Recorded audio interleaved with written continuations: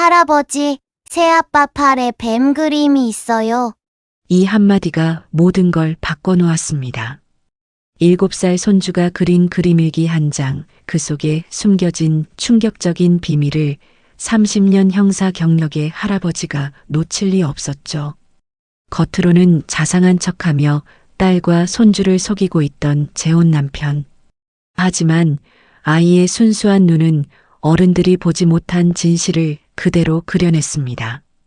과연 그 그림일기에는 어떤 끔찍한 비밀이 숨어 있었을까요? 그리고 할아버지는 어떻게 가족을 지켜냈을까요?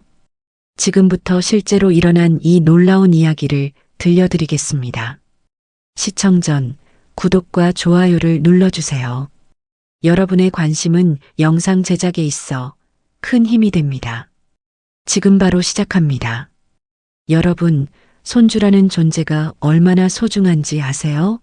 저는 30년 동안 형사로 일하면서 수많은 사건을 해결해 왔지만 제 인생에서 가장 중요한 사건은 바로 7살 손주가 가져다 준 거였어요. 그날은 평범한 일요일 오후였습니다. 딸 미영이가 재혼한 지 6개월 정도 됐을 때였죠. 새 사위 정수 씨는 겉으로 보기에 정말 괜찮은 사람이었어요. 나이도 적당하고 직업도 안정적이고 무엇보다 손주 지우를 잘 챙겨주더라고요. 아버지, 오늘 지우 데리고 놀러 와도 될까요? 미영이가 전화로 물어봤을 때 저는 당연히 좋다고 했어요. 손주와 보내는 시간이 제게는 가장 행복한 순간이었거든요. 1시간 후 지우가 제 집에 도착했어요. 언제나 그렇듯이 활기차고 밝은 모습이었죠. 할아버지, 할아버지. 지우가 제게 달려와서 안겼어요. 30년 동안 범죄자들과 씨름하며 딱딱해진 제 마음도 이 작은 손주 앞에서는 한없이 부드러워졌어요. 우리 지우, 오늘은 뭐라고 놀까? 할아버지, 이거 봐요. 제가 그린 거예요. 지우가 작은 손으로 그림 일기장을 꺼내 보여줬어요. 아이들이 학교에서 숙제로 그려오는 그런 일기장이었죠. 와, 우리 지우가 그림을 참 잘 그렸네. 처음에는 그냥 칭찬해 주려고 들여다본 거였어요. 하지만 그림을 자세히 보는 순간 제 표정이 굳어졌습니다.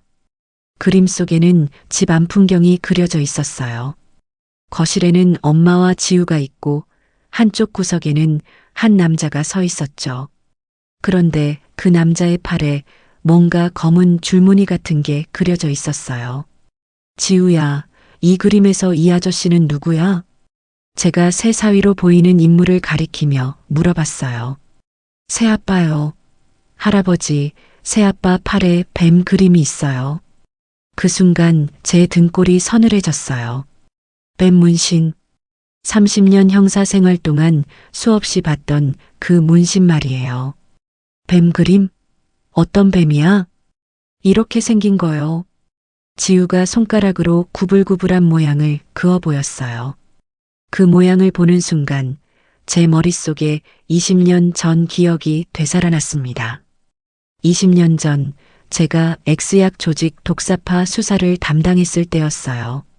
그 조직원들은 모두 팔에 특별한 뱀 문신을 새기고 다녔거든요. 경찰이 그들을 식별하는 중요한 단서였죠. 지우야, 새아빠가 언제 그 뱀 그림을 보여줬어? 목욕할 때 봤어요. 그런데 새아빠는 비밀이라고 했어요. 아이의 순수한 대답이 제 가슴을 철렁하게 만들었어요. 만약 정말로 독사파와 관련된 문신이라면 지우야, 새아빠가 다른 특별한 것도 가지고 있어? 응, 까만 가방이 있어요. 그런데 그 가방은 절대 만지면 안 된대요. 검은 가방. 이것도 예전에 X약 조직에서 사용하던 전형적인 수법이었어요. X약을 검은 가방에 숨겨서 운반하는 거죠. 제 손이 미묘하게 떨리기 시작했어요. 설마, 정말 설마 딸의 재혼 남편이 그런 사람일까요? 지우야, 새아빠가 그 가방을 들고 어디 가는 걸 본 적 있어? 네, 밤에 가끔 나가요. 그런데 이상한 아저씨들이랑 만나더라고요. 이상한 아저씨들과의 만남. 점점 의심의 조각들이 맞춰지기 시작했어요. 그런데 지우가 갑자기 그림 일기의 다른 페이지를 넘겼어요. 할아버지, 이것도 봐요. 그 페이지에는 또 다른 그림이 있었어요. 어떤 방 안에서 남자가 작은 봉지들을 만지고 있는 그림이었죠. 그 봉지들은 하얗게 칠해져 있었어요. 지우야, 이건 뭐야? 새아빠가 하얀 가루를 작은 봉지에 넣고 있었어요. 그런데 저한테는 밀가루라고 했어요. 밀가루. 하지만 제 경험으로는 그게 밀가루일 리 없었어요. 여러분, 그 순간 제 머릿속은 정말 복잡했어요. 30년 동안 쌓인 형사의 직감이 모든 것이 수상하다고 소리치고 있었거든요.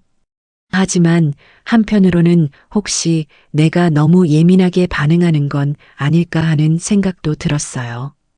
딸이 첫 번째 결혼에서 실패한 후 이번에는 정말 좋은 사람을 만났다고 행복해했거든요. 지우야, 이 그림들을 다른 사람에게 보여준 적 있어? 엄마한테 보여줬어요. 그런데 엄마는 그냥 낙서라고 했어요. 역시 미영이는 아이의 그림을 대수롭지 않게 생각한 모양이었어요. 새아빠한테도 보여줬어? 네. 그런데 새아빠는 웃으면서 지우가 상상력이 좋다고 했어요. 상상력이 좋다고. 만약 제 추측이 맞다면 정수 씨는 아이의 그림을 보고도 태연하게 둘러댄 거였어요. 그때 지우가 마지막 페이지를 넘겼어요. 할아버지, 이것도 봐요. 그 페이지에는 정수 씨로 보이는 남자가 핸드폰으로 통화하는 모습이 그려져 있었어요. 그런데 그 옆에 이상한 기호 같은 게 그려져 있더라고요. 지우야, 이 그림은 뭐야? 새아빠가 밤에 전화할 때 봤어요. 계속 이상한 말을 하더라고요. 이상한 말? 물건 준비됐다. 다음 주에 넘긴다. 이런 말이요. 그 순간 제 심장이 쿵 내려앉았어요. 물건이라는 표현, 넘긴다는 말. 이건 명백히 불법 거래를 암시하는 은어였어요. 여러분, 30년 형사 경험이 저에게 말하고 있었어요. 이건 단순한 우연이 아니라고 말이에요. 하지만 동시에 할아버지로서, 아버지로서의 마음도 복잡했어요. 만약 제가 틀렸다면 딸의 새로운 행복을 제가 망치는 건 아닐까? 그런데 지우가 갑자기 제 손을 잡더니 말했어요. 할아버지, 저 새아빠가 조금 무서워요. 무서워? 왜? 가끔 엄마가 안 볼 때 저한테 이상하게 쳐다봐요. 그리고 아무한테도 말하면 안 된다고 자꾸 말해요. 아이를 협박하고 있었던 거예요. 이제 더 이상 의심할 여지가 없었습니다. 지우야, 할아버지가 너를 지켜줄게. 걱정하지 마. 제가 지우를 꼭 안아주며 말했어요. 하지만 제 마음은 이미 결정됐어요. 딸의 재혼 남편 정수 씨에 대해 본격적으로 조사해야겠다고 말이에요. 그날 밤 지우를 집에 보낸 후 저는 오랫동안 그 그림 일기를 들여다봤어요. 아이의 순수한 눈에 담긴 진실들이 하나하나 제 앞에 드러나고 있었거든요. 30년 형사 생활이 저에게 가르쳐 준 건 가장 작은 단서가 때로는 가장 큰 진실을 말해준다는 거였어요. 그리고 지금 제 손주가 그려준 이 그림들이 바로 그런 단서였던 거죠. 지우의 그림 일기를 본 다음 날 저는 잠을 제대로 이루지 못했어요. 머릿속에서 계속 그 그림들이 맴돌았거든요. 특히 뱀 문신과 검은 가방, 그리고 하얀 가루. 이 모든 것들이 우연의 일치일 수는 없었어요. 아침 일찍 미영이에게서 전화가 왔어요. 아버지, 어제 지우가 아버지 댁에서 잘 놀았나요? 응, 우리 지우 참 착하더라. 그런데 미영아, 저는 조심스럽게 말을 꺼내려고 했어요. 하지만 어떻게 시작해야 할지 막막했어요. 내 남편이 범죄자일 수도 있다고 어떻게 말할 수 있겠어요? 지우가 그림 일기를 보여줬는데 정수 씨 팔에 문신이 있다고 하더라. 아, 그거요? 예전에 젊었을 때 새긴 거래요. 지금은 후회한다고 하시던데요. 미영이의 대답은 너무나 자연스러웠어요. 마치 이미 정수 씨에게서 설명을 들었다는 듯이 말이에요. 어떤 문신인데? 잘 모르겠어요. 복잡한 무늬 같던데. 아버지, 왜 그런 걸 물어보세요? 제가 더 캐묻자 미영이의 목소리에 의심이 섞이기 시작했어요. 아니야, 그냥 궁금해서. 그날 오후 미영이가 정수 씨와 함께 제 집을 방문했어요. 평소 같으면 반가웠을 텐데 이상하게 긴장이 됐어요. 아버지, 안녕하세요. 정수 씨가 밝게 인사했어요. 여전히 자상하고 예의 바른 모습이었죠. 하지만 제 눈에는 모든 게 다르게 보였어요. 어서 와. 앉아. 거실에 앉아서 차를 마시며 이야기하는 동안 저는 은근히 정수 씨의 팔을 관찰했어요. 긴팔 셔츠를 입고 있어서 문신을 직접 볼 수는 없었지만 소매 끝에서 뭔가 검은 선이 살짝 보이는 것 같았어요. 아버지, 지우가 어제 여기서 뭘 했어요?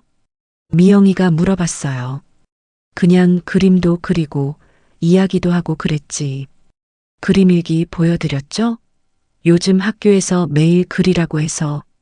응, 봤어. 우리 지우가 그림을 참 잘 그리더라. 그때 정수 씨가 웃으며 말했어요. 지우 상상력이 정말 풍부해요. 가끔 엉뚱한 걸 그려서 깜짝 놀랄 때가 있어요. 그 말을 들으면서 제 가슴이 답답해졌어요. 엉뚱한 걸 그린다고? 아이가 본 것을 그대로 그린 건데 말이에요. 어떤 엉뚱한 걸 그리던? 제가 일부러 무심한 척 물어봤어요. 글쎄요. 아이들은 원래 상상으로 그리는 거니까요. 때로는 실제와 다르게 그릴 때도 있잖아요. 정수 씨의 대답은 애매했어요. 구체적으로 말하지 않으면서도 은근히 아이의 그림을 믿지 말라는 식으로 얘기하는 거였어요. 미영이도 거들었어요. 맞아요, 아버지. 아이들은 원래 상상으로 그리는 거예요. 지우도 가끔 없는 걸 있다고 그리기도 하고, 딸마저 아이의 그림을 대수롭지 않게 여기는 모습을 보니 답답했어요. 그래도 아이들 눈은 어른들보다 순수하잖아. 있는 그대로 보는 경우가 많아. 제가 조심스럽게 반박했어요. 아버지는 정말 지우를 너무 믿으세요. 미영이가 웃으며 말했어요. 하지만 그 웃음이 제게는 억지스럽게 느껴졌어요. 그때 정수 씨가 화장실에 간다며 자리를 비웠어요. 저는 이 기회를 놓칠 수 없었어요. 미영아, 정수 씨에 대해서 얼마나 알고 있어? 아버지, 갑자기 왜 그런 말씀을? 아니야, 그냥 너를 걱정하는 아버지 마음이야. 아버지, 정수 씨는 정말 좋은 사람이에요. 이번엔 제대로 된 사람을 만났어요. 미영이의 목소리에 간절함이 섞여 있었어요. 첫 번째 결혼이 실패한 후 이번에는 정말 행복하고 싶다는 마음이 느껴졌죠. 그래, 그럼 다행이고. 그런데 지우가 말하기를 정수 씨가 밤에 자주 나간다고 하던데 회사 일로 야근이 많아요. 요즘 프로젝트가 바빠서. 무슨 일 하는데? 무역업이요.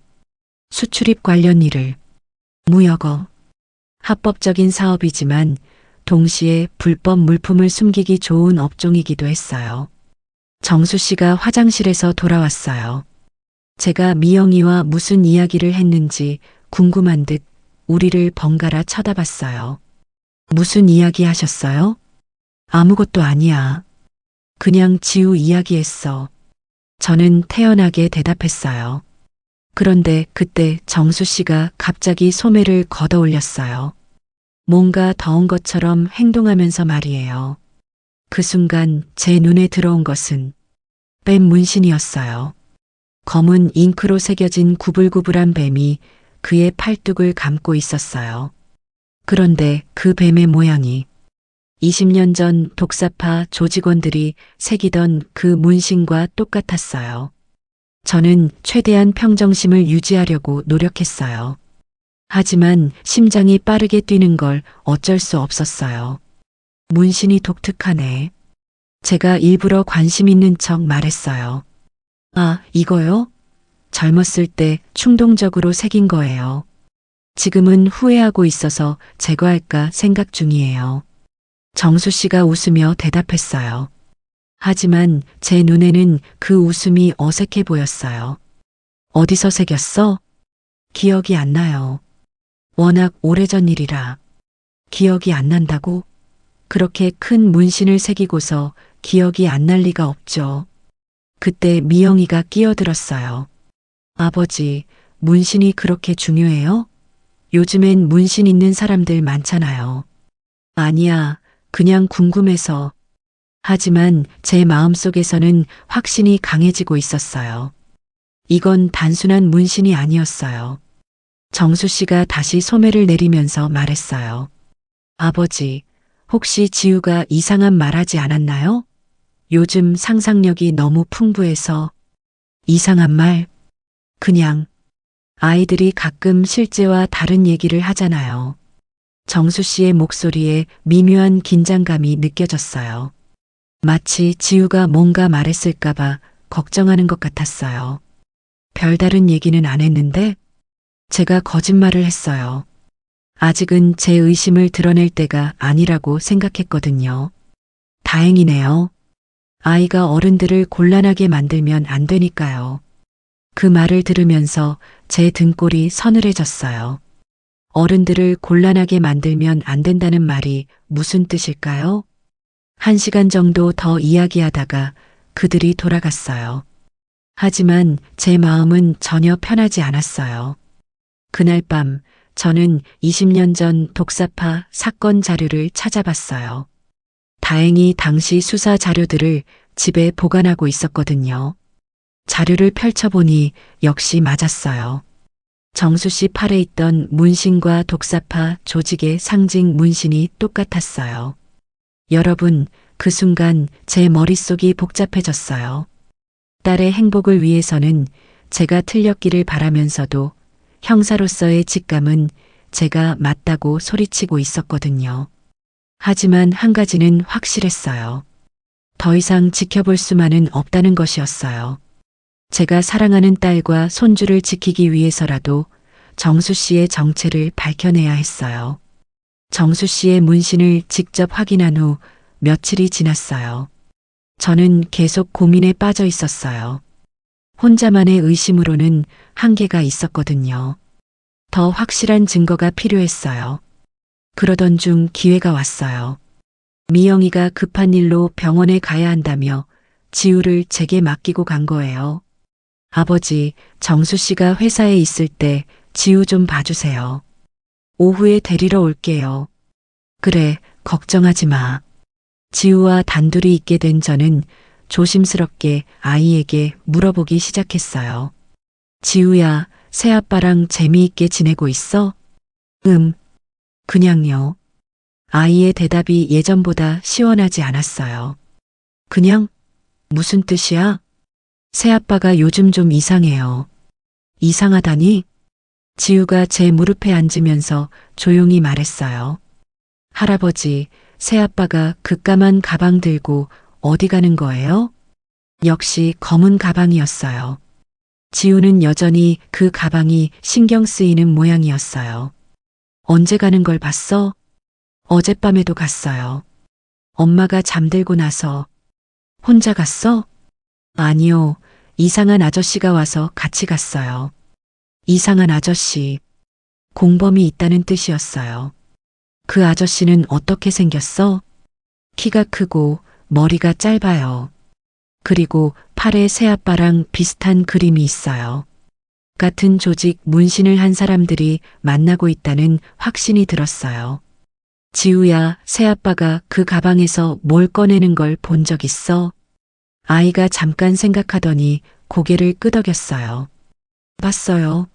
하얀 가루를 작은 봉지에 나눠 담고 있었어요. 언제? 지난주 토요일 밤이에요. 화장실 가려고 일어났는데 새아빠 방에서 소리가 나서 살짝 봤어요.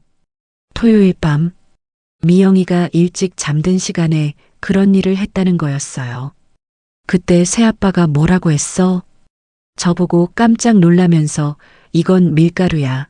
빵 만들려고 준비한 거야 라고 했어요. 밀가루.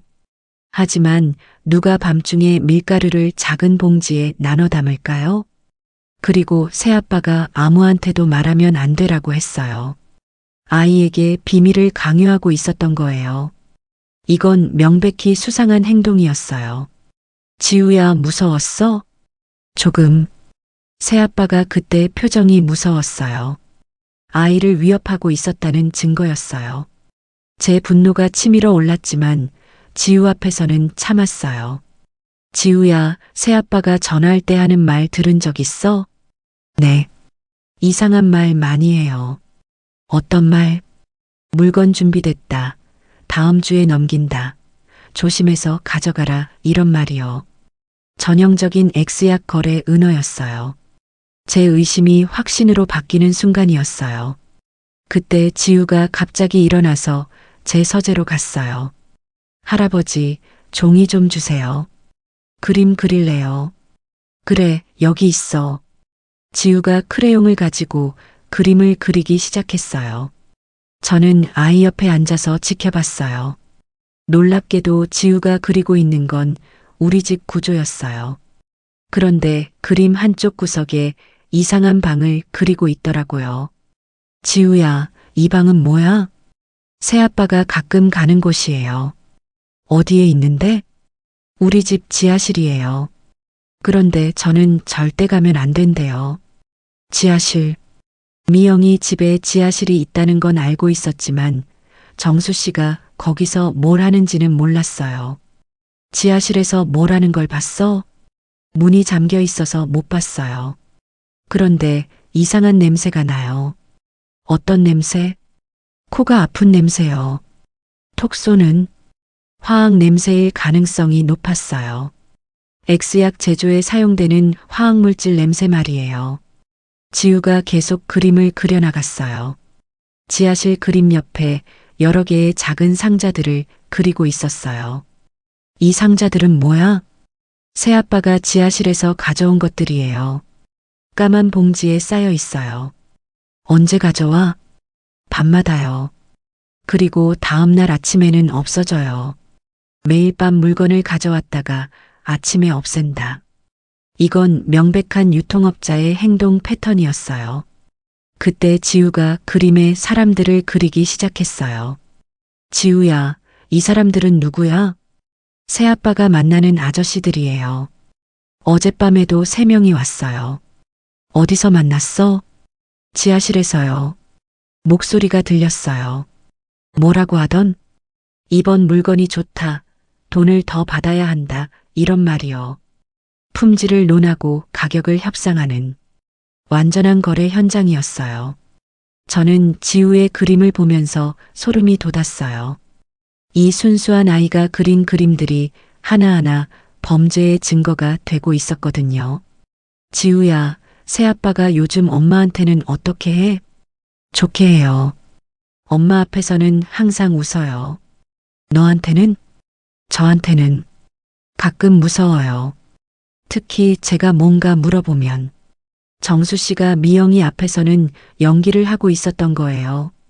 하지만 아이에게는 본색을 드러내고 있었고요. 지우야, 엄마한테 이런 얘기 한 적 있어? 했어요. 그런데 엄마는 새아빠가 일 때문에 바빠서 그런 거야 라고 했어요. 미영이는 여전히 정수 씨를 믿고 있었어요. 아니, 믿고 싶어 했어요. 그때 지우가 마지막으로 무서운 얘기를 했어요. 할아버지, 새아빠가 어젯밤에 이상한 말 했어요. 뭐라고? 곧 큰일을 할 건데 그때까지 조용히 해야 한다고 했어요. 큰일. 뭔가 대규모 거래나 사건을 계획하고 있다는 뜻이었어요. 제 머릿속에 경고음이 울렸어요. 더 이상 지켜볼 시간이 없다는 생각이 들었거든요. 지우야, 할아버지가 너와 엄마를 지켜줄게. 걱정하지 마. 정말요? 그럼 할아버지를 믿어. 그날 오후 미영이가 지우를 데리러 왔을 때 저는 마음의 결정을 내렸어요. 더 이상 혼자 고민할 때가 아니었어요. 전문적인 도움이 필요했어요. 그날 밤 저는 예전 동료 형사에게 전화를 걸었어요. 진실을 밝혀낼 시간이 왔다고 생각했거든요. 그날 밤 예전 동료에게 전화를 걸기 전에 저는 먼저 20년 전 기억을 정리해야 했어요. 지우의 증언과 제가 본 것들이 과거 사건과 어떻게 연결되는지 확실히 해야 했거든요. 1999년부터 2003년까지 저는 서울 강남서에서 X약 수사를 담당했어요. 그 당시 독사파라는 조직이 활개를 치고 있었거든요. 독사파는 정말 교묘한 조직이었어요. 겉으로는 평범한 사업가들처럼 보였지만 실제로는 동남아시아에서 X약을 들여와 국내에 유통하는 거대한 범죄 조직이었어요. 그들의 특징 중 하나가 바로 뱀 문신이었어요. 조직원들은 모두 팔에 똑같은 모양의 뱀 문신을 새겼어요. 조직의 결속을 다지고 서로를 알아보는 표식이었죠. 20년 전 그놈들과 똑같은 수법이야. 저는 혼잣말을 하며 당시 수사 자료를 다시 펼쳐봤어요. 독사파의 대표적인 수법은 이랬어요. 평범한 가정에 스며들어서 의심받지 않는 환경을 만드는 거였어요.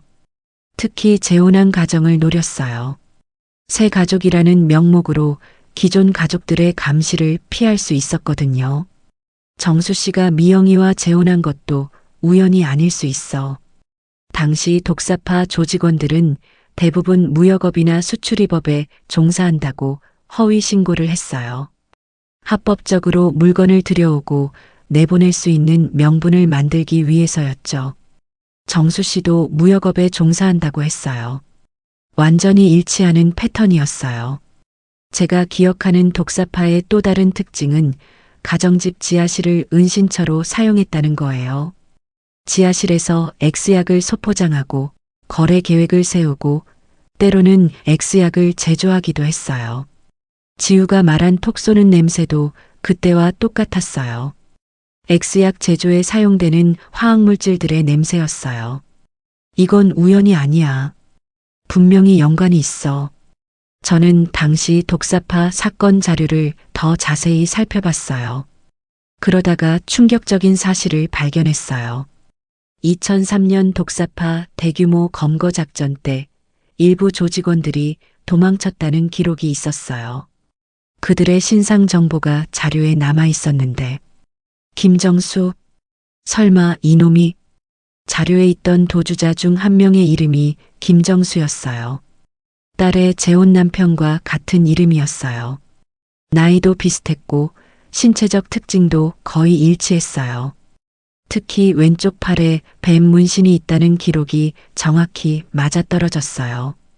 20년 동안 도망 다니다가 이제 다시 활동을 시작한 건가. 저는 손이 떨리는 걸 느꼈어요. 제 딸이 20년 전 제가 쫓던 범죄자와 결혼한 거였어요. 당시 김정수는 조직 내에서 배송책이라는 역할을 담당했어요. X약을 소분해서 소매상들에게 공급하는 일이었죠. 지우가 본 것들과 정확히 일치하는 업무였어요. 그때 기억이 더 생생하게 떠올랐어요. 김정수는 특히 교묘한 놈이었어요. 평범한 가정인처럼 위장하는 데 능했고 가족들조차 속이는 연기력이 뛰어났어요. 20년 전에도 그놈은 결혼한 상태였어.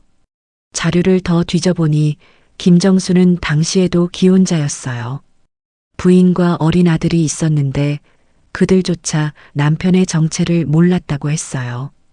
검거 작전 당일 김정수는 가족들에게 출장 간다고 거짓말을 하고 도망쳤어요.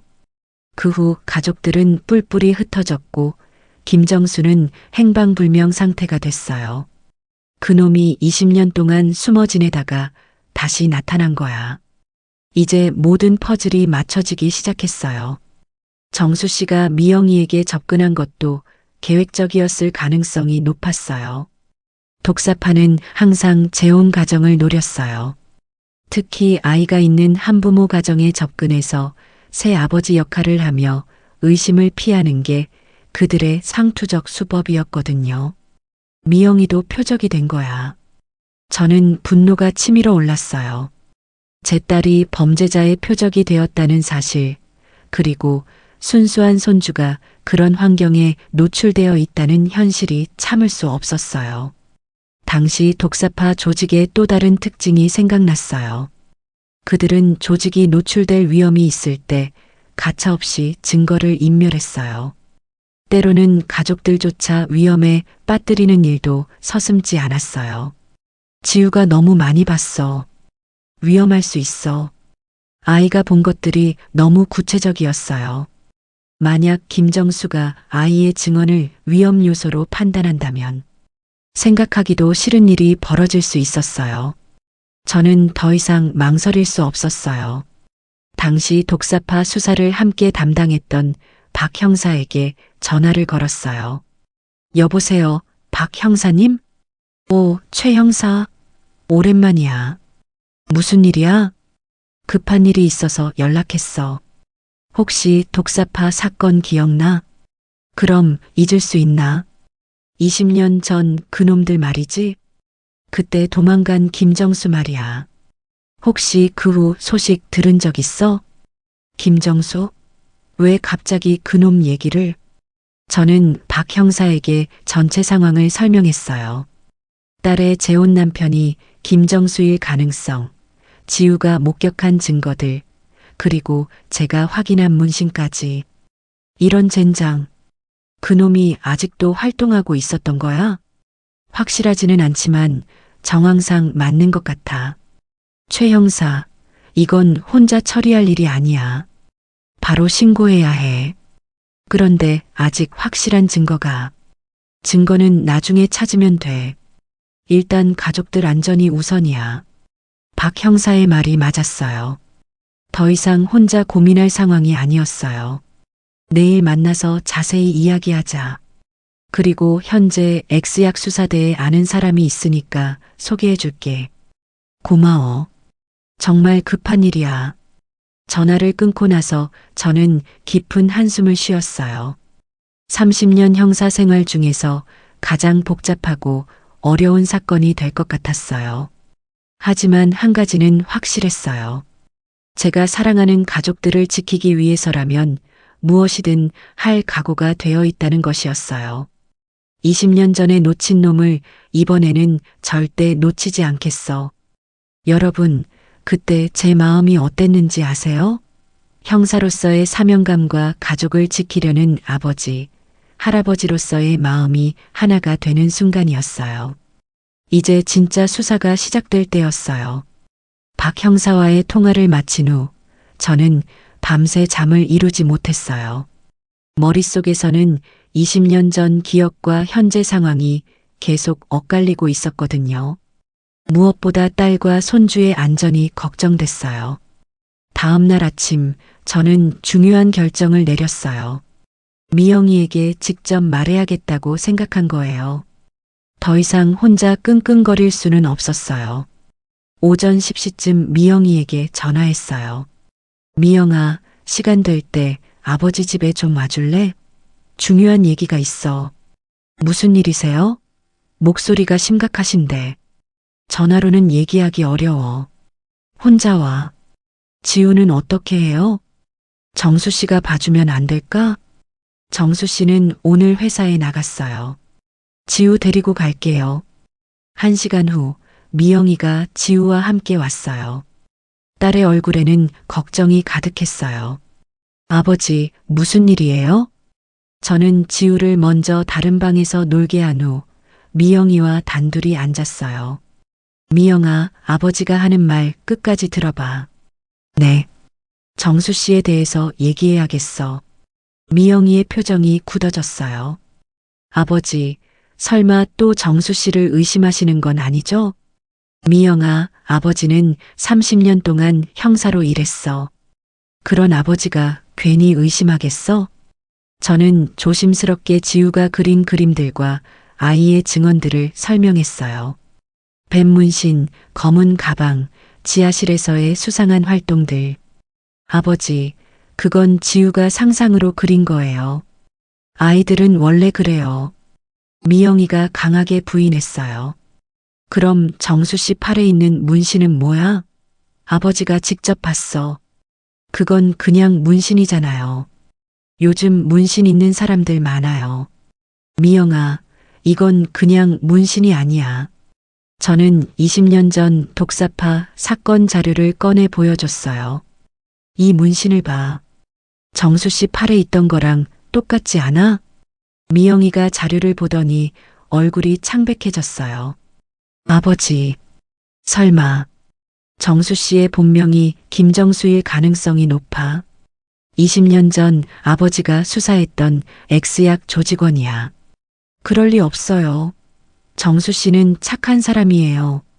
미영이가 격하게 반발했어요. 미영아, 아버지가 거짓말하겠어? 지우가 본 것들이 다 증거야. 아버지는 왜 그래요? 왜 제 행복을 망치려고 하세요? 딸의 목소리에 절망이 섞여 있었어요. 첫 번째 결혼에서 실패하고 이번에는 정말 좋은 사람을 만났다고 생각했는데 미영이가 울기 시작했어요. 정수 씨가 없으면 저와 지우는 어떻게 살아요? 아버지는 그것도 생각해 보셨어요? 그 말을 듣는 순간 제 가슴이 아팠어요. 딸이 정수 씨에게 얼마나 의지하고 있는지 알 수 있었거든요. 미영아, 아버지도 내 행복을 빼앗고 싶지 않아. 하지만 내 안전이 더 중요해. 안전이요? 정수 씨가 저한테 뭘 하겠어요? 그 사람이 정말 김정수라면 언제든지 위험한 상황이 올 수 있어.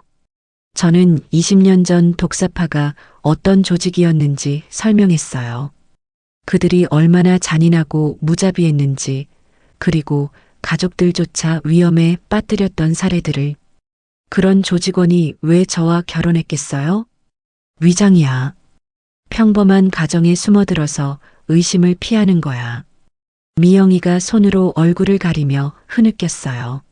아버지, 정말 확실해요? 100% 확실하지는 않아. 하지만 정황상 틀림없어.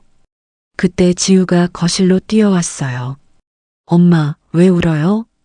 미영이가 재빨리 눈물을 닦았어요. 아니야, 엄마 괜찮아. 지우가 제게 와서 속삭였어요. 할아버지, 엄마가 왜 울어요? 새아빠 때문이에요? 아이도 뭔가 느끼고 있었어요.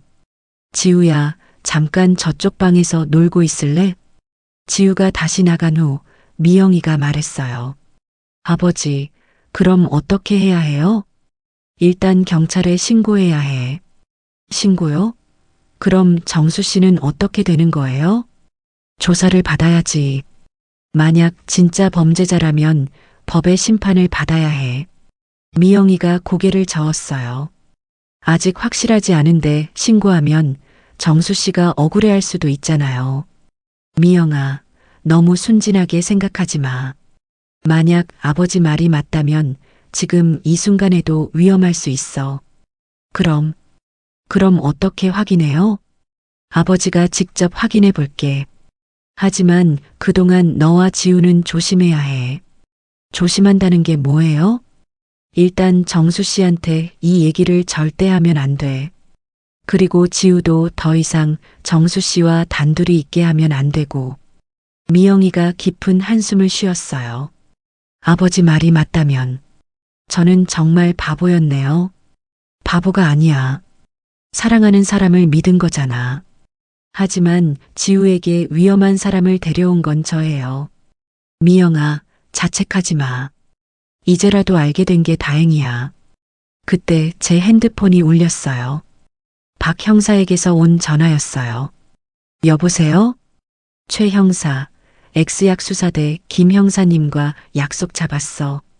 오늘 오후 2시에 만날 수 있대. 고마워. 바로 갈게. 전화를 끊고 미영이에게 말했어요. 아버지가 현직 형사들과 상의해 볼게.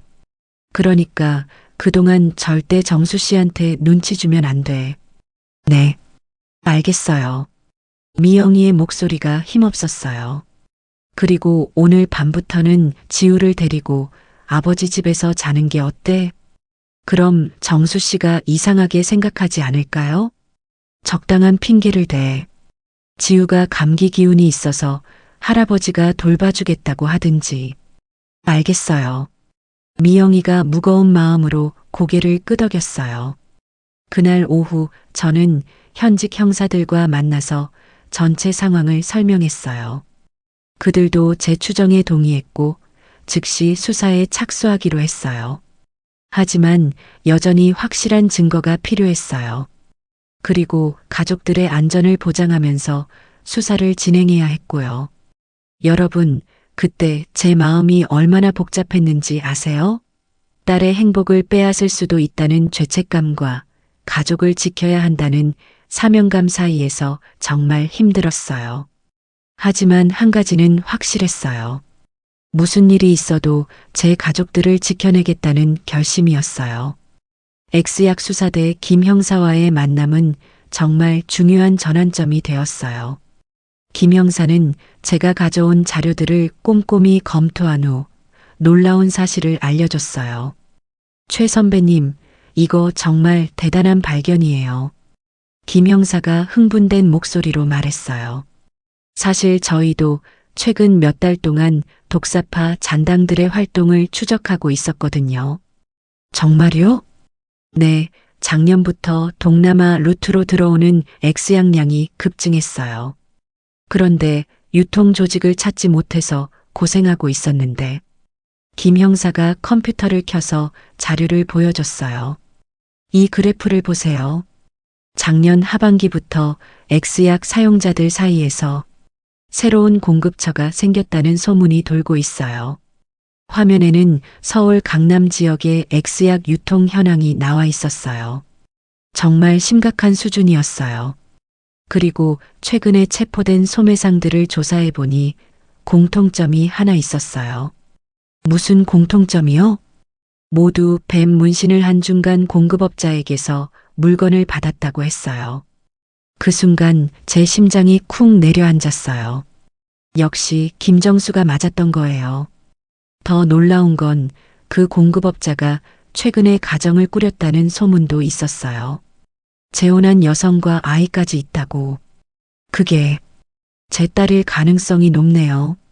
김 형사가 진지한 표정으로 말했어요. 선배님, 이건 정말 큰 사건이에요. 만약 김정수가 맞다면 20년 만에 독사파 핵심 인물을 잡을 수 있는 거예요. 그때 김 형사가 또 다른 자료를 꺼냈어요. 선배님, 혹시 이 사진 보신 적 있으세요? 화면에 나온 건 CCTV 화면이었어요. 며칠 전 강남의 한 건물에서 촬영된 것 같았어요. 그런데 그 화면 속에 정수 씨가 있었어요. 이게 언제 찍힌 거예요? 지난주 화요일 밤 10일시경이에요. 이 건물은 예전부터 X약 거래 장소로 의심받던 곳이거든요. 정수 씨가 검은 가방을 들고 건물에 들어가는 모습이 선명하게 찍혀 있었어요. 그리고 이것도 보세요. 다른 화면에는 정수 씨가 건물에서 나오는 모습이 있었어요. 들어갈 때와 달리 가방이 없었어요. 뭔가를 전달하고 나온 거로 보이네요. 김 형사의 설명에 저는 소름이 돋았어요. 더 확인해 볼게요. 김 형사가 다른 CCTV 화면들을 찾아봤어요. 그러다가 결정적인 장면을 발견했어요.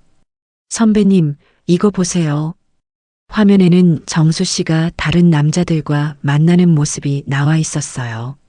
총 3명의 남자들이었는데 모두 수상해 보였어요. 저 남자들 신원 확인됐나요? 네, 모두 X약 관련 전과자들이에요. 그중 한 명은 작년에 출소한 독사파 조직원이고요. 이제 의심할 여지가 없었어요. 정수 씨는 분명히 김정수였고 여전히 X약 조직 활동을 하고 있었어요. 그런데 김 형사가 더 충격적인 자료를 보여줬어요. 선배님, 그런데 정말 놀라운 게 있어요. 뭔데요? 김정수의 활동 범위를 분석해 봤는데 선배님 딸분 집 근처가 거점이에요. 화면에 나온 지도를 보니 미영이 집을 중심으로 반경 3km 내에 모든 거래 장소들이 몰려 있었어요.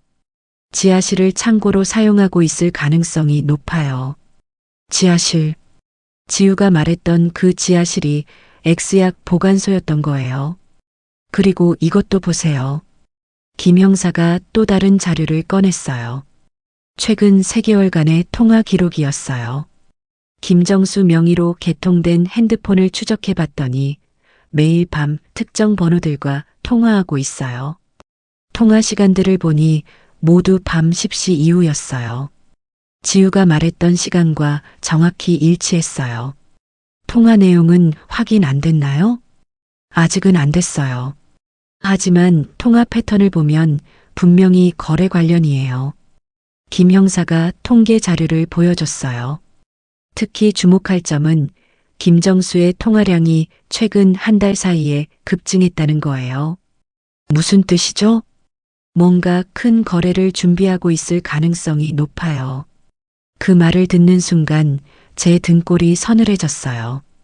지우가 들었던 말이 떠올랐거든요. 곧 큰일을 할 거다라는. 선배님, 시간이 많지 않을 것 같아요. 그럼 어떻게 하죠? 일단 가족분들 안전을 확보하고 동시에 증거를 수집해야 해요. 김 형사가 구체적인 계획을 설명했어요. 먼저 김정수의 집에 감시를 붙이고 통화 내용을 녹음할 수 있도록 허가를 받을게요. 그럼 딸과 손주는 안전한 곳으로 대피시켜야 해요. 하지만 김정수가 눈치채지 않도록 자연스럽게. 그때 제 핸드폰이 울렸어요. 미영이에게서 온 전화였어요. 여보세요? 아버지. 큰일 났어요. 미영이의 목소리가 떨리고 있었어요. 무슨 일이야? 정수 씨가 지하실 열쇠를 바꿨어요. 뭐? 오늘 오후에 자물쇠 업체가 와서 지하실 문을 완전히 바꿔버렸어요. 그리고 정수 씨가 저한테 절대 지하실에 가지 말라고 했어요. 이건 명백히 경계 태세에 들어간 거였어요. 지금 정수 씨는 어디 있어? 회사에 있다고 했는데. 아버지, 저 정말 무서워요. 미영아, 진정해. 지금 지우는 어디 있어? 옆에서 놀고 있어요. 좋아. 지금 당장 지우 데리고 아버지 집으로 와. 그럼 정수 씨가. 핑계는 아버지가 생각해 줄게. 일단 빨리 와. 전화를 끊고 김 형사에게 말했어요. 상황이 급해졌어요. 김정수가 뭔가 눈치챈 것 같아요. 그럼 지금 당장 작전에 들어가야겠네요. 여러분, 그 순간 제 머릿속이 복잡했어요. 드디어 진실에 가까워지고 있었지만 동시에 가족들이 더 위험해지고 있었거든요. 하지만 이제 되돌릴 수는 없었어요. 20년 전 놓쳤던 김정수를 이번에는 반드시 잡아야 했어요. 미영이와 지우가 제 집에 도착한 건 오후 4시경이었어요. 딸의 얼굴은 창백했고 지우는 평소보다 말이 없었어요. 아버지, 정말 무서워요. 정수 씨가 지하실 열쇠를 바꾸면서 하는 말이. 뭐라고 했어? 앞으로 절대 지하실에 가면 안 된다. 위험한 물건들이 있다고 했어요. 위험한 물건들.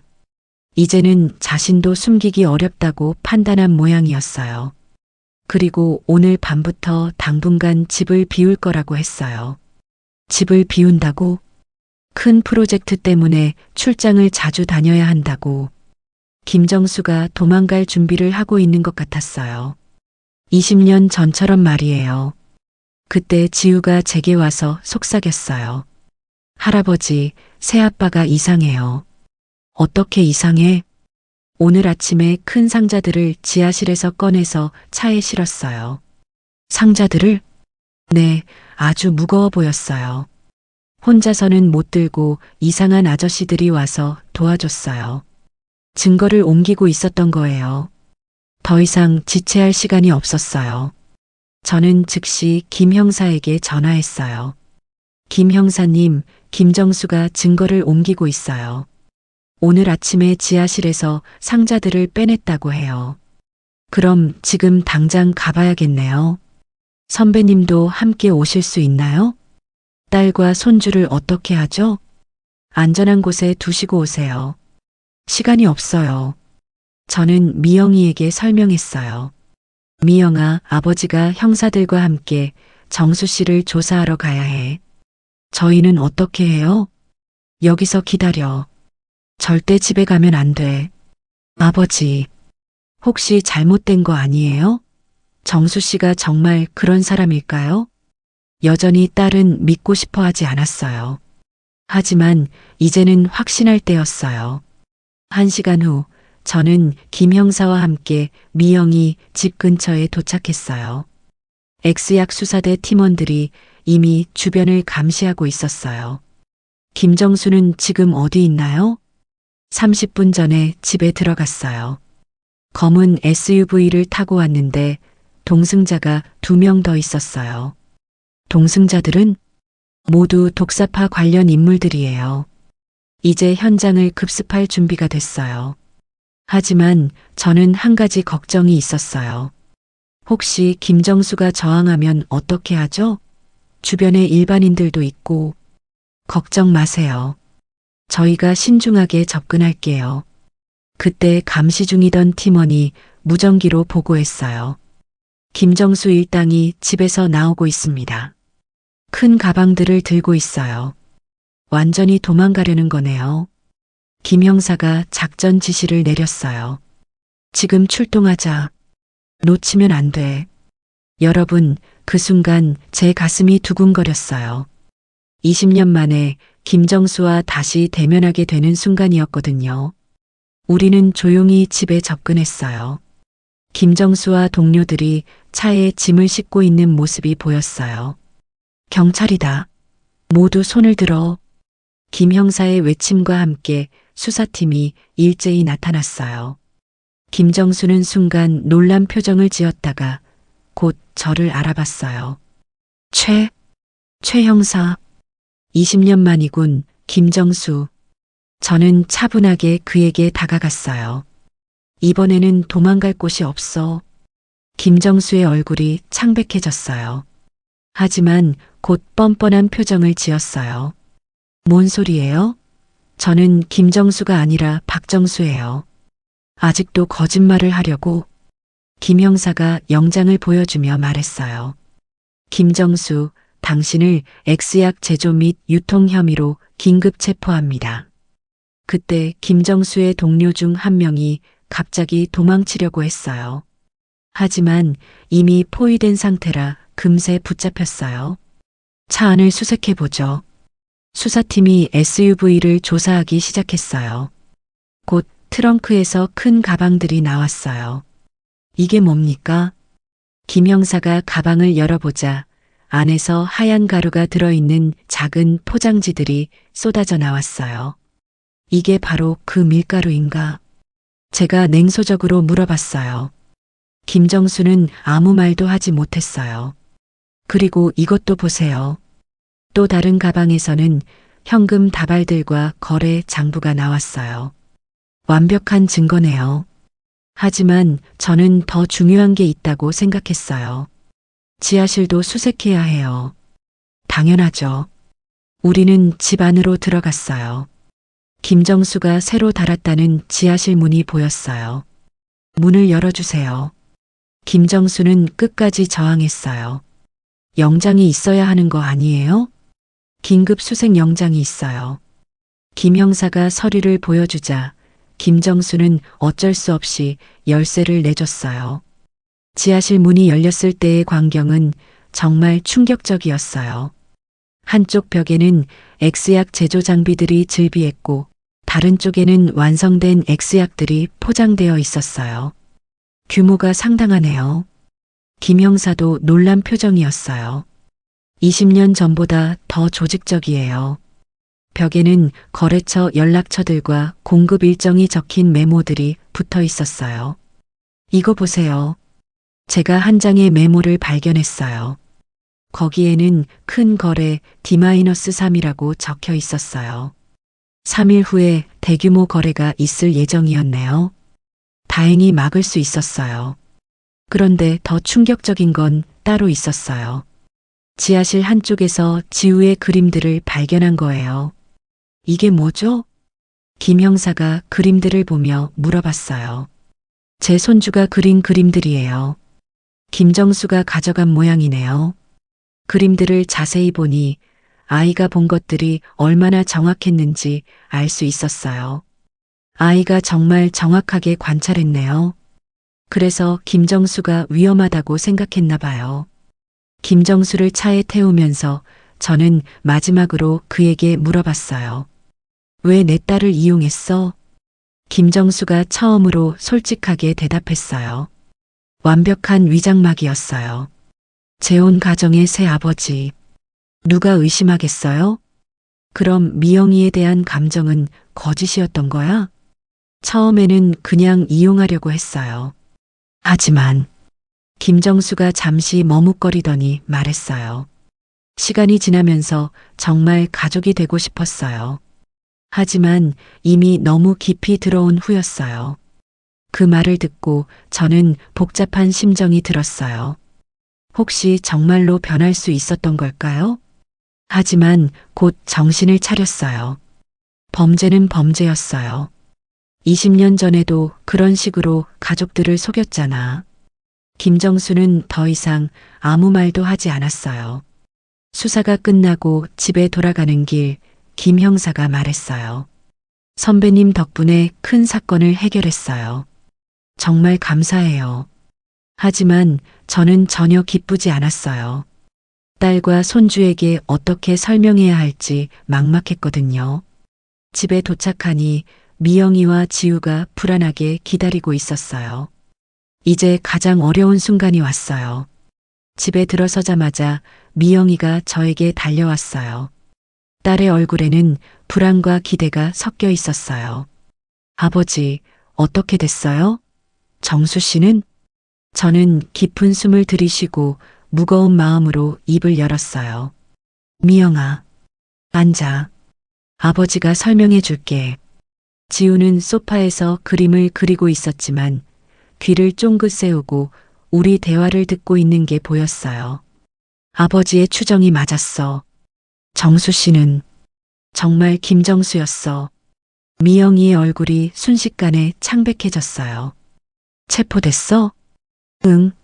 지금 경찰서에 있어. 그럼 정말로.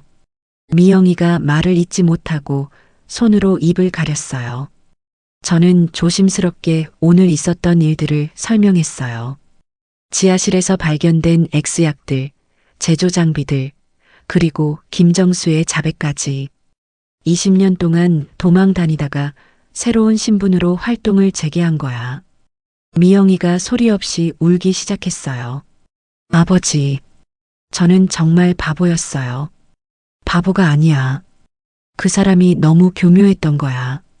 그때 지우가 갑자기 그림을 들고 우리에게 왔어요. 엄마, 왜 울어요? 지우야. 미영이가 눈물을 닦으려고 했지만 지우가 먼저 말했어요. 엄마, 새아빠가 나쁜 사람이에요?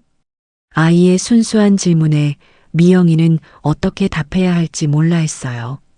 저는 지우를 무릎에 앉히고 조심스럽게 말했어요. 지우야, 새아빠가 나쁜 일을 해서 경찰 아저씨들이 데려갔어. 그럼 우리 집에 안 와요? 응, 안 와. 지우가 잠시 생각하더니 말했어요. 할아버지, 제가 그린 그림 때문에 새아빠가 잡힌 거예요? 그 질문에 저는 가슴이 뭉클했어요. 지우가 진실을 말해줘서 할아버지가 엄마와 지우를 지킬 수 있었어. 그럼 제가 잘한 거예요? 응, 정말 잘했어. 지우가 환하게 웃었어요.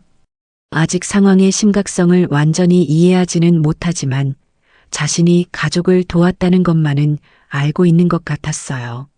하지만 미영이는 여전히 충격에서 헤어나지 못하고 있었어요. 아버지, 그럼 정수 씨가 저에게 한 모든 말들이 거짓이었던 건가요? 그건 아버지도 모르겠어. 사실 김정수가 마지막에 한 말이 계속 마음에 걸렸어요. 시간이 지나면서 정말 가족이 되고 싶었다는 그 말이요. 그때 제 핸드폰이 울렸어요. 김 형사에게서 온 전화였어요. 선배님, 김정수 조사하다가 놀라운 사실을 발견했어요. 무슨 일이에요? 김정수가 추가로 자백한 내용이 있어요. 선배님 딸분과 관련된. 제 가슴이 철렁 내려앉았어요. 뭔 소리예요? 직접 와서 들어보세요. 전화로는 설명하기 어려워요. 지금 가야 해요? 네, 중요한 얘기예요. 저는 미영이에게 잠깐 나갔다 오겠다고 하고 경찰서로 향했어요. 경찰서에 도착하니 김 형사가 심각한 표정으로 기다리고 있었어요. 무슨 일이에요? 김정수가 놀라운 고백을 했어요. 어떤 고백? 김 형사가 저를 조사실로 안내했어요.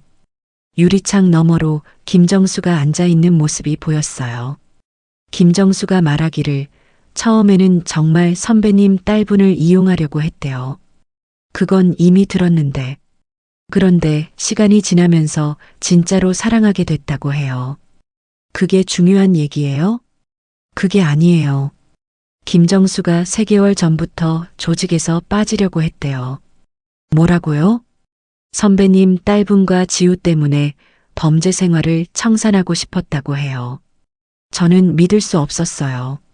그럼 왜 지하실에서 X약 제조를? 그게 문제예요. 조직에서 빠지려고 하니까 보스가 협박했대요. 김 형사가 녹음기를 틀어줬어요. 김정수의 목소리가 들려왔어요. 저는 정말 그만두고 싶었어요. 미영이와 지우가 너무 소중해졌거든요. 하지만 보스가 협박했어요. 가족들에게 해가 될 수 있다고. 녹음을 듣는데 제 머릿속이 복잡해졌어요. 그럼 최근의 활동들은 어쩔 수 없이 한 거라고 해요. 조직에서 완전히 빠지기 위한 마지막 거래였대요. 믿을 수 있나요? 확인해 봤는데 김정수가 3개월 전부터 조직 보스와 갈등이 있었던 게 맞아요. 김 형사가 추가 자료를 보여줬어요. 통화 녹음을 들어보니 김정수가 계속 그만두겠다고 했는데 보스가 가족들 생각해서라도 계속하라고 협박하더라고요. 이런 상황이 완전히 달라졌어요. 그럼 김정수가 진짜 개과천선하려고 했던 건가요? 그런 것 같아요. 그리고 더 놀라운 건 김 형사가 또 다른 녹음을 틀어줬어요. 지우가 너무 많이 봤어요. 아이가 위험할 수 있어요. 보스가 아이를 없애려고 할지도 몰라요. 김정수가 조직 보스에게 지우를 보호해달라고 애원하는 목소리였어요. 김정수가 지우를 지키려고 했어요. 저는 정말 충격을 받았어요. 김정수가 지우를 위협한 게 아니라 보호하려고 했던 거였어요. 그럼 아이에게 비밀이라고 한 것도 아이를 보호하기 위해서였을 거예요. 조직 사람들이 알면 위험하니까. 저는 김정수와 직접 대화하고 싶어졌어요. 김정수와 만날 수 있을까요? 물론이죠.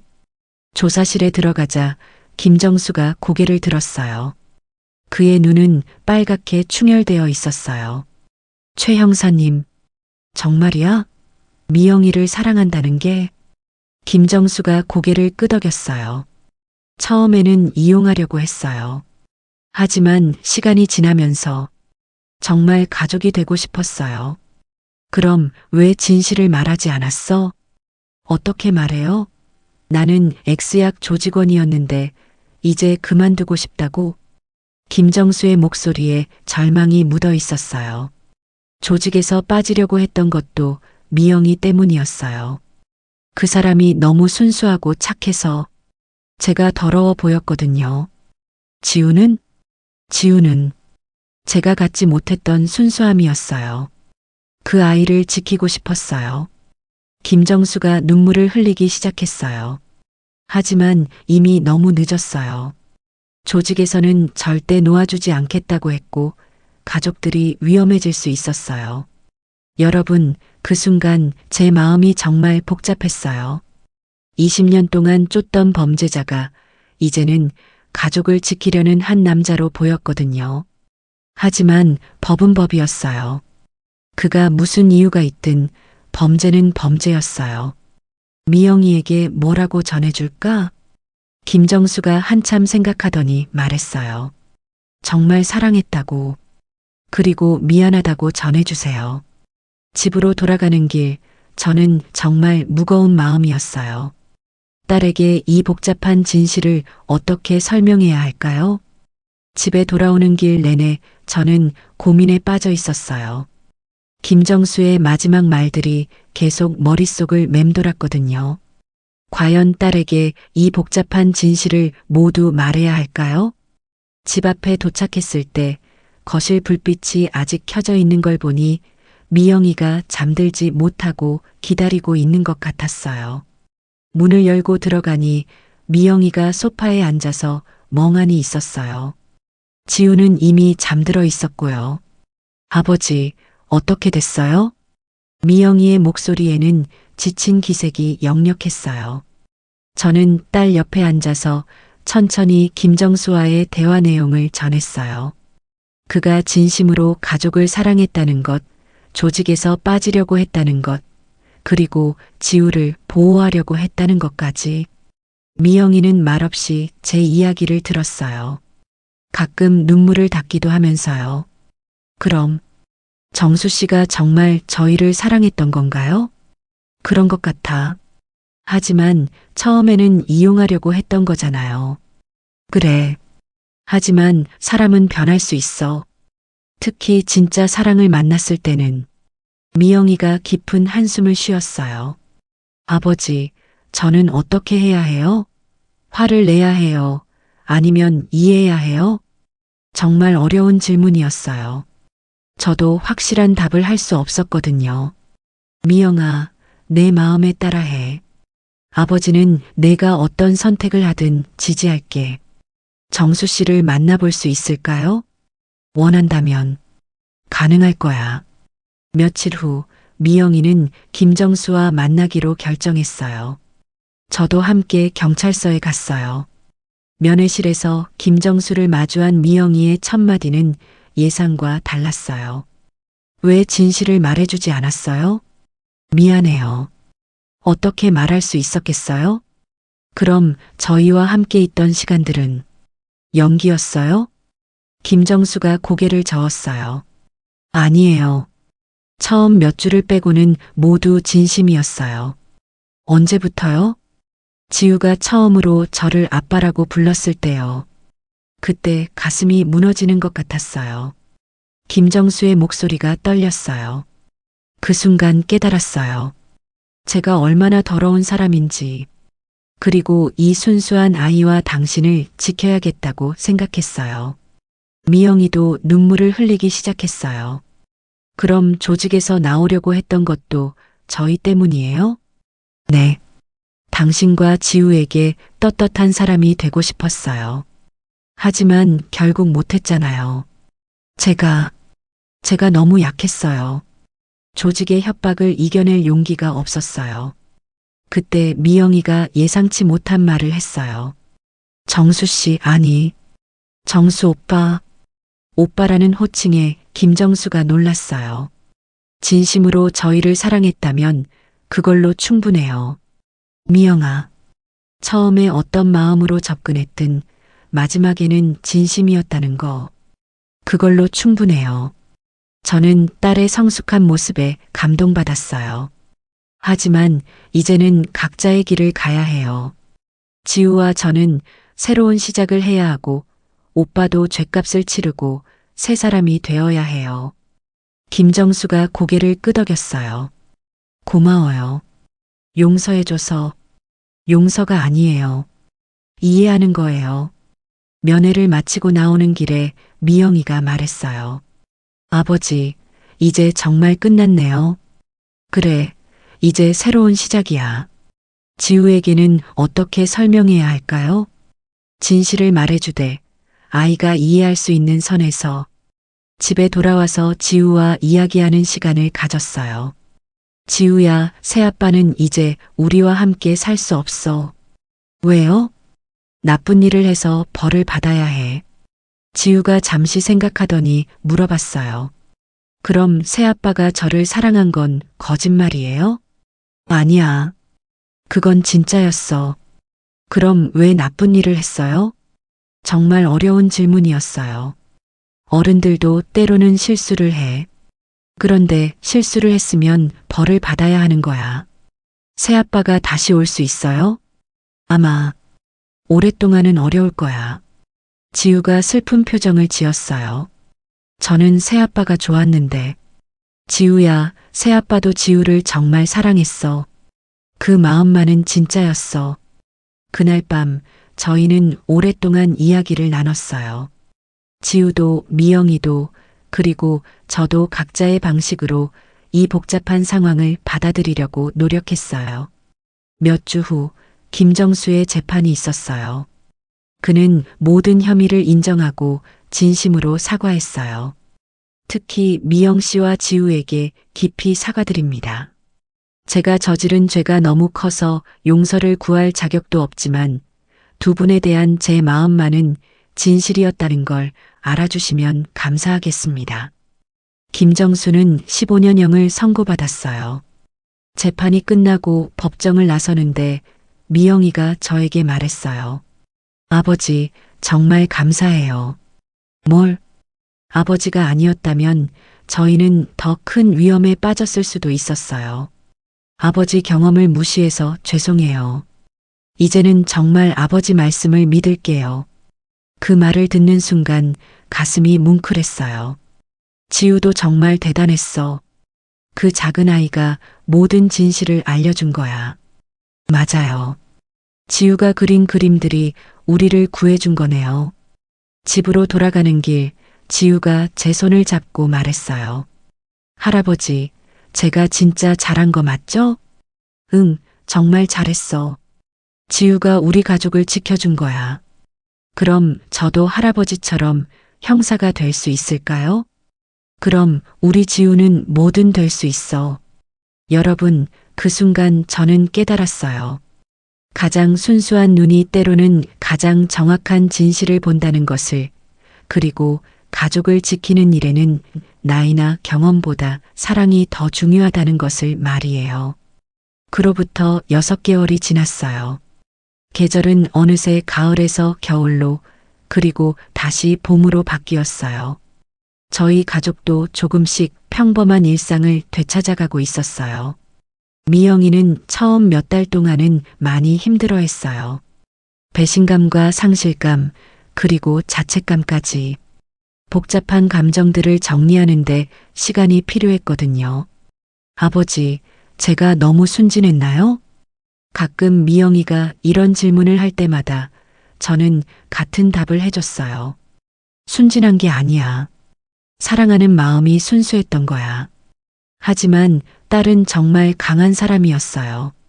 시간이 지나면서 점점 밝아졌고 지우를 위해서라도 새로운 삶을 시작하겠다는 의지를 보여줬어요.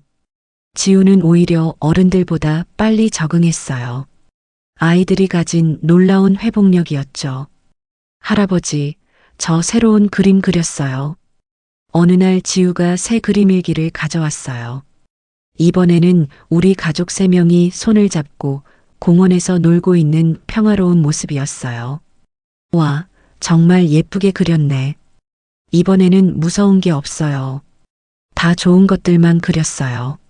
지우의 밝은 웃음을 보면서 아이가 진정으로 회복되었다는 걸 알 수 있었어요. 지우야, 그런데 새아빠 생각 안 나? 가끔 저는 이런 질문을 해봤어요. 가끔 생각나요. 그런데 슬프지는 않아요. 왜? 할아버지가 말했잖아요. 새아빠가 저를 사랑한 마음은 진짜였다고. 그러면 되는 거 아니에요? 아이의 순수한 지혜에 저는 또 한 번 감동받았어요. 한편으로는 제 자신에게도 변화가 있었어요. 30년 형사 생활을 마감한 후에는 뭘 해야 할지 막막했는데 이 사건을 계기로 새로운 목표가 생겼어요. 아버지, 무슨 책 보세요? 미영이가 제가 보고 있던 책을 가리키며 물어봤어요. 아동 심리학 책이야. 왜 갑자기 그런 책을? 지우 같은 아이들을 도와주고 싶어서. 저는 아이들의 증언을 전문적으로 듣고 분석하는 일을 시작했어요. 경찰서에서 아동 전담 상담관으로 자원봉사를 하게 된 거죠. 아이들의 순수한 눈이 때로는 어른들이 놓치는 진실을 본다는 걸 깨달았거든. 정말 좋은 일이에요, 아버지. 실제로 지난 몇 달 동안 여러 사건에서 아이들의 증언을 듣고 분석하는 일을 도와줬어요. 지우의 경우처럼 아이들의 그림이나 말 속에서 중요한 단서를 찾아내는 경우가 정말 많았어요. 할아버지는 정말 대단해요. 어느 날 제가 도와준 사건이 뉴스에 나왔을 때 지우가 자랑스럽게 말했어요. 할아버지처럼 저도 나쁜 사람들을 잡는 사람이 될 거예요. 그래, 우리 지우가 꼭 그런 사람이 되길 바라. 김정수는 어떻게 지내고 있을까요? 가끔 미영이가 안부를 묻곤 했어요. 교도소에서 온 소식에 따르면 그는 모범적으로 생활하고 있다고 했어요. 그리고 다른 수감자들을 대상으로 한 교육 프로그램에도 적극적으로 참여하고 있다고 했고요. 어느 날 미영이에게 김정수의 편지가 왔어요. 아버지, 정수 오빠가 편지를 보냈어요. 뭐라고 했어? 미영이가 편지를 읽어줬어요. 미영아, 지우야, 그리고 할아버지께. 저는 잘 지내고 있습니다. 매일 제가 저지른 일들을 반성하면서 살고 있어요. 언젠가 진정으로 새로운 사람이 되어서 여러분께 떳떳하게 인사드릴 수 있는 날이 오기를 바랍니다. 지우에게는 공부 열심히 하고 할아버지 말씀 잘 들으라고 전해주세요. 미영이는 좋은 사람 만나서 행복하게 사세요. 정수 올림. 편지를 다 읽고 나서 미영이가 말했어요. 답장을 써도 될까요? 내 마음이야. 지우도 그림 편지를 보내고 싶다고 하네요. 그것도 좋겠어. 저희는 김정수에게 안부 편지를 보냈어요. 원망하는 마음보다는 그가 진정으로 변화하기를 바라는 마음으로요. 계절이 또 한 번 바뀌어 따뜻한 봄이 왔어요. 벚꽃이 피는 4월, 저희는 가족 소풍을 갔어요. 할아버지, 여기서 사진 찍어요. 지우가 벚꽃 나무 아래서 환하게 웃으며 손을 흔들었어요. 사진을 찍으며 저는 생각했어요. 1년 전만 해도 저희는 위험 속에 있었는데 이제는 이렇게 평화로운 일상을 보내고 있다니. 아버지, 진짜 다행이에요. 미영이가 제 옆에 와서 말했어요. 뭐가? 아버지가 계셔서요. 아버지가 아니었다면 저희는 어떻게 됐을지. 미영아, 그런 말 하지 마. 가족이니까 당연한 거야. 하지만 정말 감사해요. 그리고 지우가 그린 그림들도. 우리는 지우를 바라봤어요. 아이는 벚꽃 꽃잎을 모으며 신나게 뛰어다니고 있었어요. 지우의 순수한 눈이 우리를 구해준 거야. 네, 아이들의 눈은 정말 순수해요. 어른들이 놓치는 걸 다 보는 것 같아요. 그날 밤 집에 돌아와서 지우가 또 새로운 그림을 그렸어요. 할아버지, 이거 봐요. 그림에는 경찰 모자를 쓴 지우가 나쁜 사람들을 잡고 있는 모습이 그려져 있었어요. 지우도 할아버지처럼 사람들을 도와주고 싶어요. 그래, 꼭 그런 사람이 되렴. 여러분, 지금 저는 정말 평온한 마음으로 이 이야기를 마무리하고 있어요. 7살 손주가 그린 그림 일기 한 장에서 시작된 이 사건은 저희 가족에게 많은 것을 깨닫게 해줬어요. 가장 작은 목소리가 때로는 가장 큰 진실을 말한다는 것, 순수한 눈은 어떤 거짓도 꿰뚫어 본다는 것, 그리고 가족을 지키는 힘은 경험이나 지식보다도 사랑에서 나온다는 것을 말이에요. 30년 형사 생활이 헛되지 않았다는 생각도 들어요.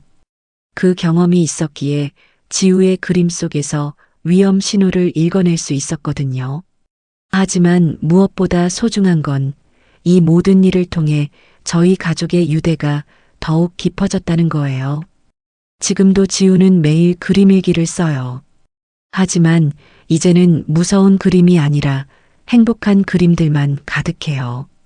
그리고 저는 오늘도 다른 아이들의 목소리에 귀 기울이고 있어요.